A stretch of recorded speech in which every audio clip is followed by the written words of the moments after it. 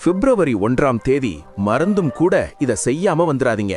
உங்க பக்கத்துல எந்த முருகன் கோவில் இருக்கோ அந்த போய் உடனே இத பண்ணிடுங்க. விட்றாதீங்க.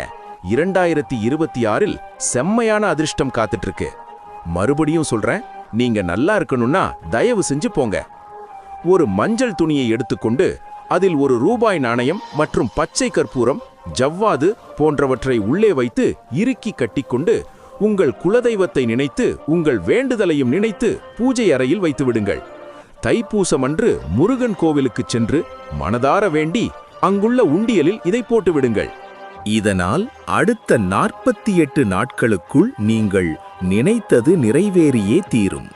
இது மட்டுமல்லாமல் உங்களை சுற்றியுள்ள மறைமுக எதிர்ப்புகள் மற்றும் தீய சக்திகள் விலகும்.